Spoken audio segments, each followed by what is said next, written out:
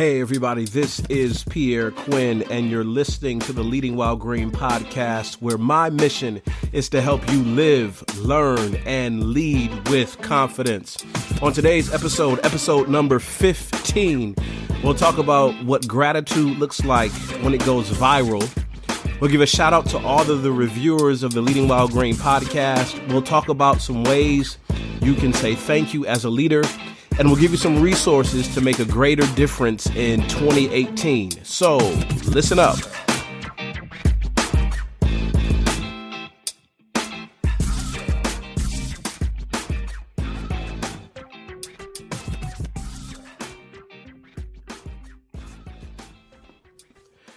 The next time you pick up your phone, I want to challenge you to Google local church holiday video goes viral with 20 million views.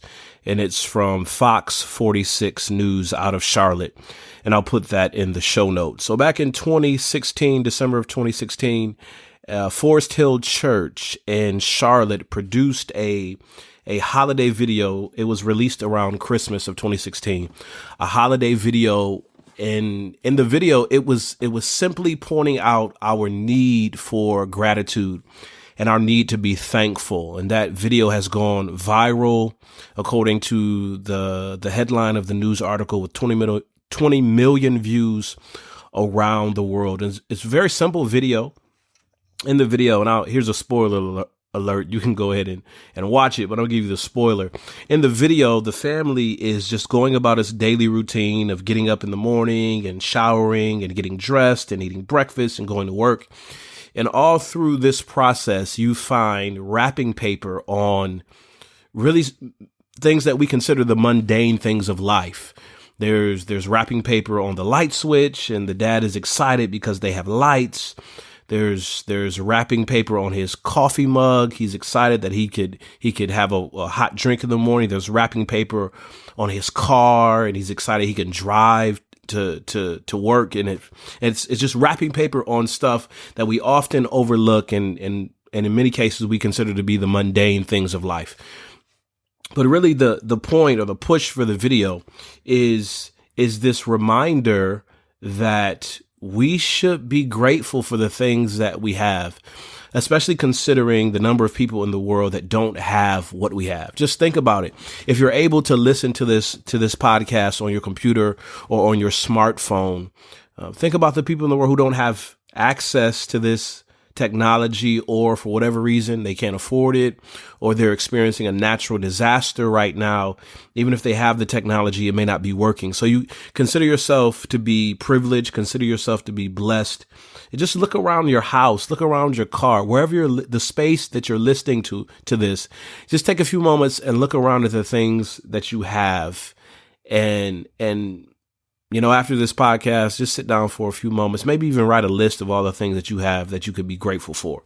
So this is the Tuesday before Thanksgiving that I'm recording this podcast. Most likely you're hearing this on Wednesday by the time I get it uploaded and settled.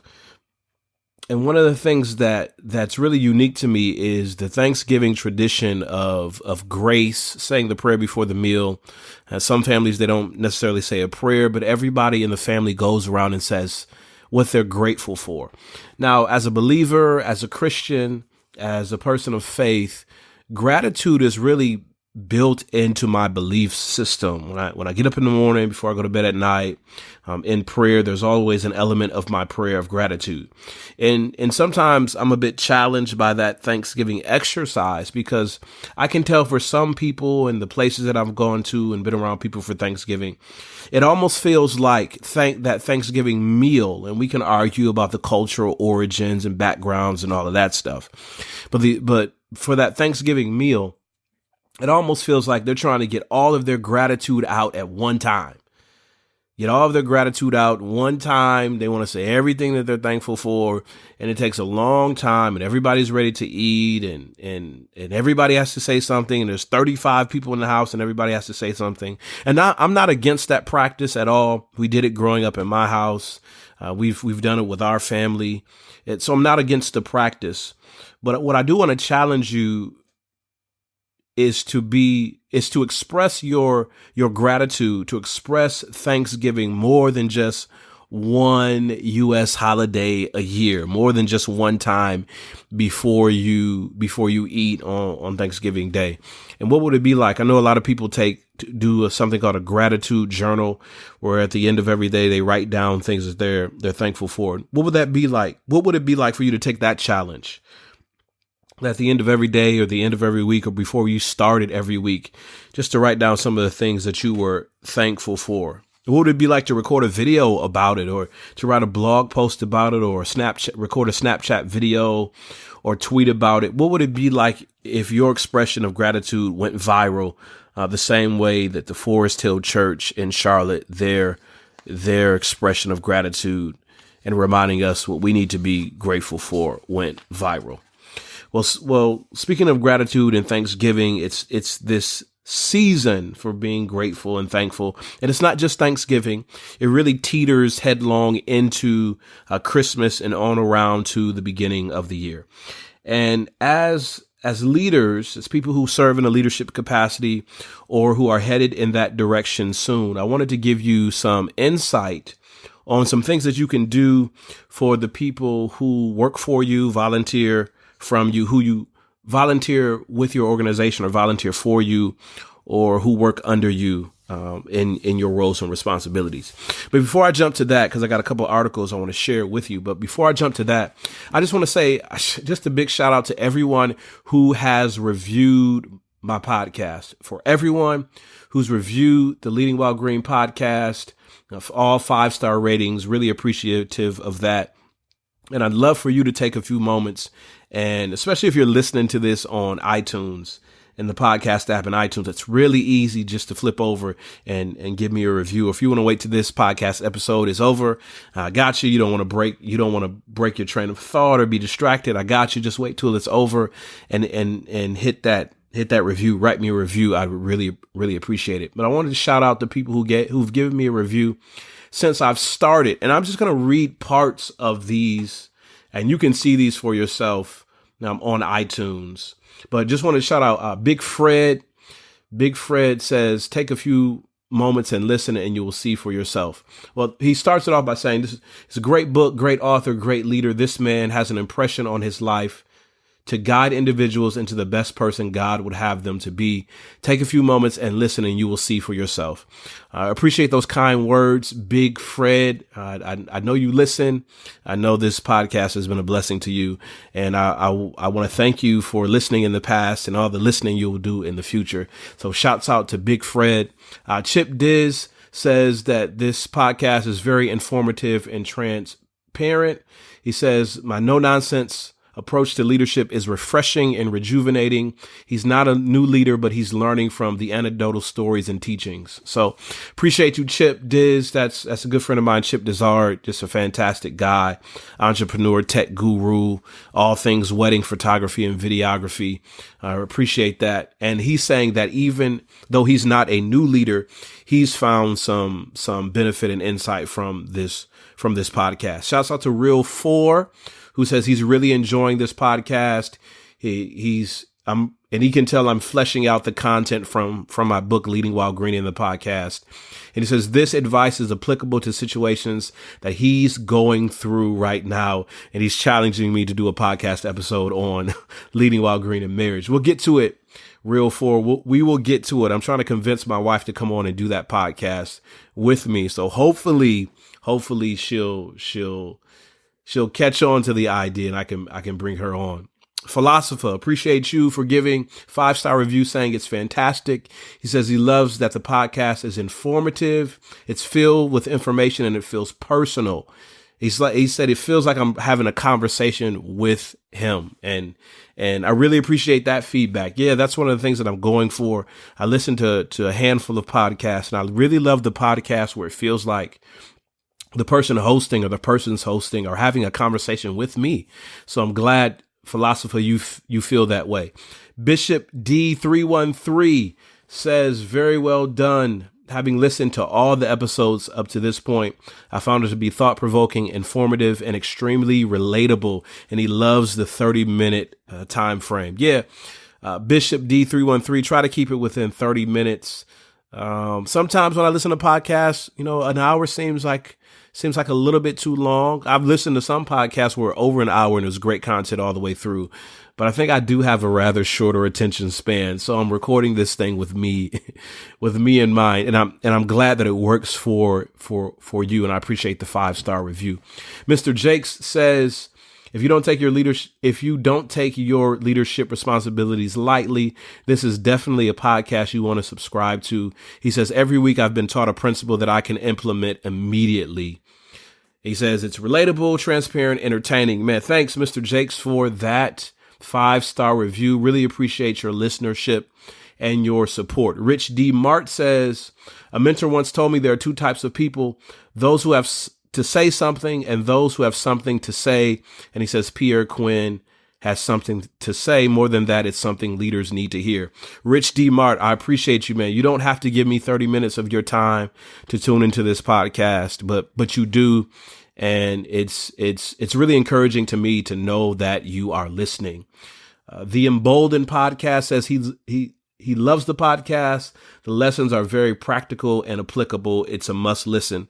Now check out the Emboldened podcast on iTunes. A good friend of mine, Anthony Bolden, who's just launched his podcast.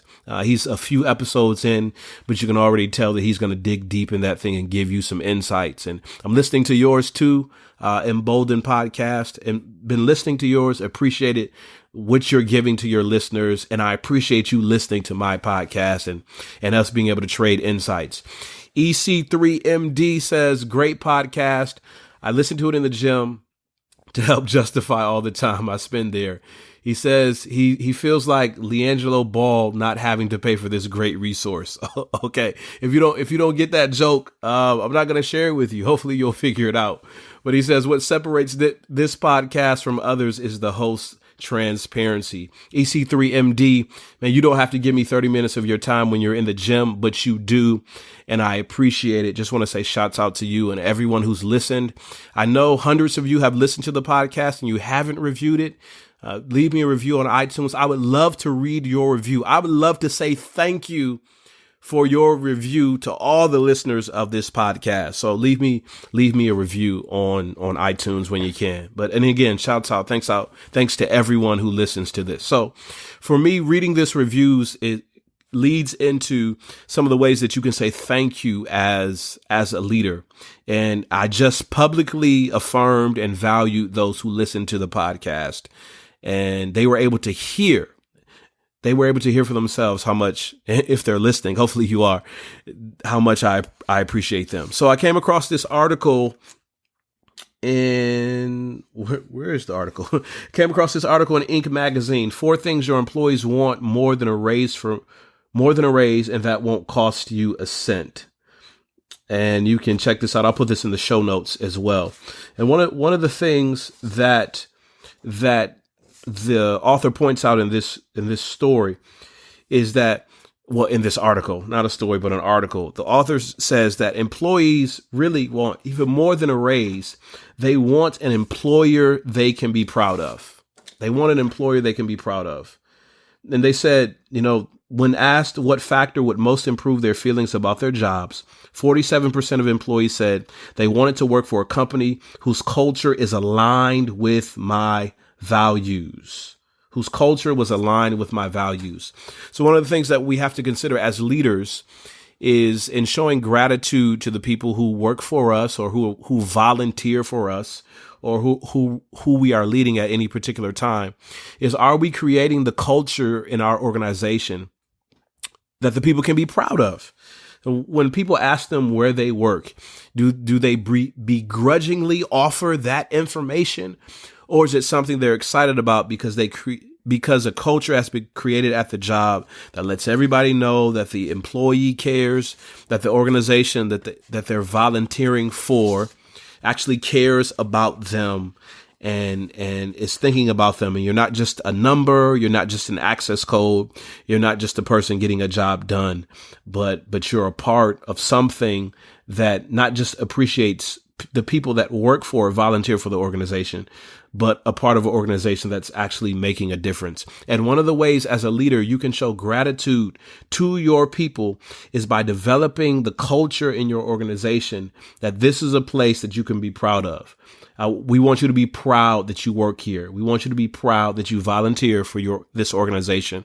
We want you to be proud that you go to church here. We want you to be proud that you spend your time with us. And if you can create a culture of consistency and excellence and respect, people will be proud of being connected to your organization. I read a book a while ago I believe it was by Harold Myra and Gary Chapman. And the title of the book was Rising Above a Toxic Workplace. And I'll put the link to that book in the show notes. Rising Above a Toxic Workplace by Gary Chapman. And I believe the co-author was Harold Myra.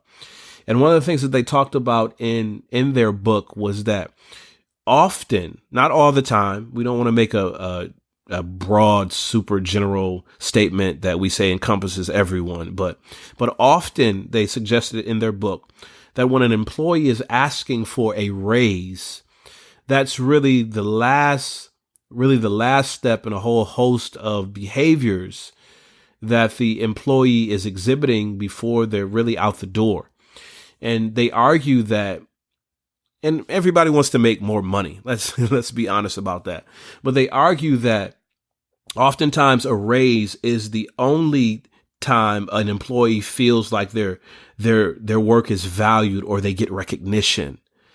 So the suggestion is if you show gratitude for your employees' work more often, they may ask for raises less often. Now, I don't know how scientific that is. I do remember them doing some surveys in the book, but I was just trying to do a bit of research, a little Googling here and there, to see how other organizations think about this, what other surveys have been done about this. And there's an article from the Boston Globe, Taryn Luna. This was back in 2013.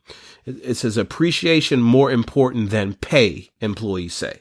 Now, I won't read the whole article for you. I can link to it in the show notes if you want to go back and read it yourself. But Taryn Luna in the article is pointing out that it's not just a check. And people, come on now, people go to work because they need money. We need money to take care of our families. We got stuff to pay for. But even more than that, it says that employees want to be in a place where they're appreciated. I'll read to you part of the article. It says, they say that money can't buy happiness, but it seems like a big paycheck would go a long way toward making people like their jobs more. Not true, it turns out. Each year, Massachusetts workers rank being appreciated. Listen to this. They rank being appreciated, feeling that they are a part of something meaningful and having confidence in their future among the key factors that determine how they feel about their jobs. Being appreciated, being part of something meaningful as key factors that determine how they feel about their job. So appreciation is a big thing for people. They want to know that their work is valuable. They want to know that their work is making a difference. And I'm telling you, I want to challenge you as leaders in whatever capacity, and not just at the corporate level, not just as education leaders, not just as faith-based leaders in churches and nonprofits, but also in your home, leading in your home, letting the people who live with you feel appreciated and valued for the work that they do, letting your spouse feel valued for the work that they do, letting your children be appreciated. Let them feel like they're appreciated for the things that they do and what they contribute to your household. So with that, I want to give you 7 ways to say thank you as a leader, or 7 ways that you can say thank you to your leader. So we can flip it any way you want. 7 ways to say thank you as a leader, or 7 ways to thank your leader. And these are in no order. Okay. And this is my list, personal list, made it up. No origin, no link to this in the show notes because I came with this on my own. But the wisest man said there's nothing new under the sun. So here we go. So number 1, I got ways to say thank you as a leader or to thank a leader. handwritten note. Handwritten note. We have long since passed the days where people, write notes by hand anymore. And it's really, it's a good feeling to know that someone took some time to write you a note, and just a note of appreciation and thanks. Stationery used to be really big, really popular, not as much now, but a handwritten note is a good way to say thank you to your leader, or to show thanks as a leader. Now, you need to be careful, because number one is a handwritten note. Number two is a gift card. Now, man, I don't know when it changed, but when I was a kid growing up, and maybe it was because of birthday parties, it was hard to receive greeting cards, because I think we've conditioned people to think every time you get a greeting card, that there's supposed to be money in it. That's how we condition it. So much so that we don't even really read cards. We open the cards, we feel the cards to see if they have money in them or a gift card in them. But if you get a card, take a few moments and really appreciate the card. Okay. Somebody thought enough about you to stand in the line in the checkout, even if they were scanning it themselves, or to go through the store and actually look through the cards and find the card that they thought that would fit you. So even if the note has no money in it, be appreciative of it. All right. So number one is note. Number two is gift card. Doesn't have to be a huge a monetary value, but gift cards are nice. So just a little thing about Christmas, though. I want to throw this in there. Stay away from those pre-made gift box thingies that they get you like at Walmart and most stores. Like it give you a little teeny tiny bottle of cologne, and then like a 72-ounce thing of body wash, and like a fingernail clipper and some stickers. You know those gift bag ideas, those last minute ideas for people who don't think things through or can't trust themselves shopping. Okay, yeah, stay away from those. All right. So number one is note. Number two, gift card. Number three, public affirmation for what they've done. It's really good to do this at meetings.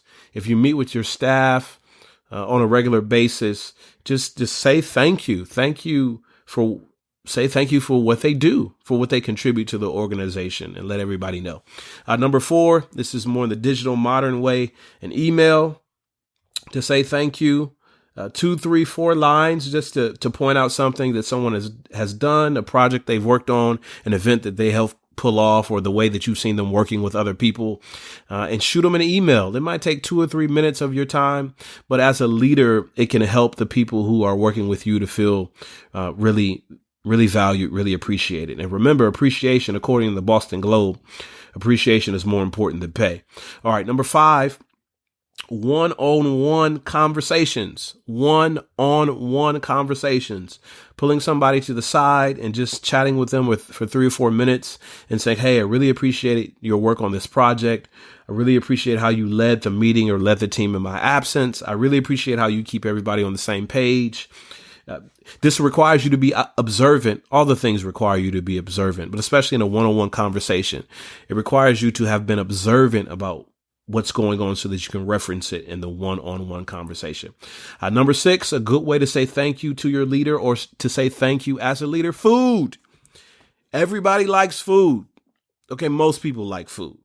Everybody likes food. That's why holiday parties are such a big hit. People like the social aspect of hanging out at a party and food. People like good food. And if you don't exactly know with the food option, you can do food and gift card interchangeably. You can get them a gift card to a restaurant. So we don't want to, holiday potlucks can really be hit or miss. Employee appreciation events can be hit or miss sometimes, unless like you're catering the food. All right. But food is always a winner. Food is always a winner. Number 7, trips, a trip of some kind. It doesn't have to be a big thing. It could be something like concert tickets, sporting events tickets to see a play. Hey, if you can afford it for your team or for your leaders, send them on a cruise, send them to Florida, send them to a cabin or some kind of venue where they have to get in the car and go to it and make a trip out of it. All right. And the last one that I have, I can't remember which number I'm on. I'll go back and listen and get the number. The last one is ask them, ask your leader or ask those that you are leading, what do they value? What's something that would brighten their day? Some people, they'd say, I'd really appreciate a plant. I really appreciate, a case of my favorite ginger ale, or, going to a basketball game or a play or something. Let people tell you. If you don't want to make the mistake or take a chance, or you don't trust yourself, or you don't feel like you know the people. Now that's a difficult thing right there, because you really should know your people, but ask them. So your gift doesn't end up being regifted and paid forward.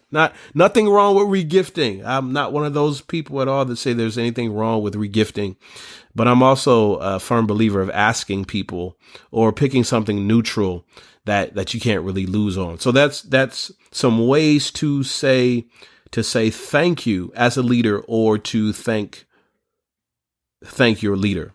I think, was that 7? Was that 8? I don't know. We'll add it up and put it in the show notes. Also wanted to let you know before, man, can you believe it's almost time to be done with this thing?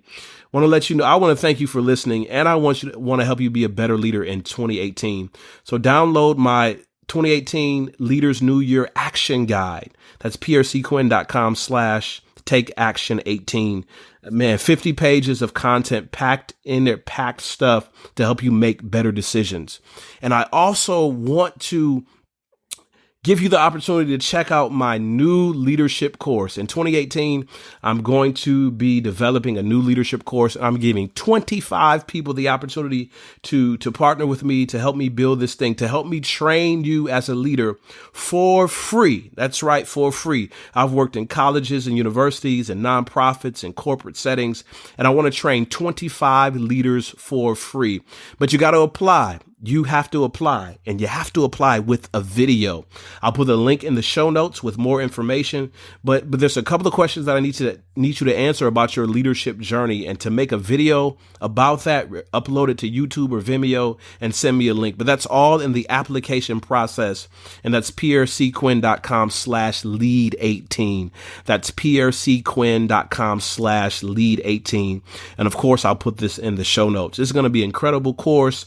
Got some amazing leaders lined up to interview, some amazing content that I'll be creating and that you'll be watching me creating over an 8-week period. And you'll have unlimited access to this course, but I'm only taking 25 people, and I'm doing it for free. So check out the application in the show notes or on my blog. Hey, that's all I got for this episode of the Leading While Green podcast, where my mission is to help you live, learn, and lead with confidence. That's why I'm here, and that's what I do. I really appreciate those reviews on iTunes. Shout out to everybody who left me a review. I read your reviews today, and I want to read some more reviews.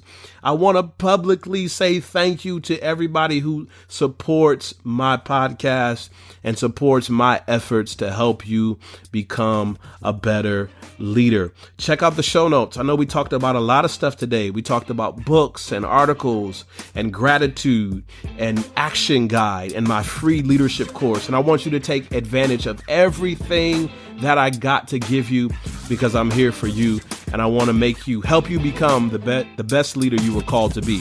So until next time, take care and God bless.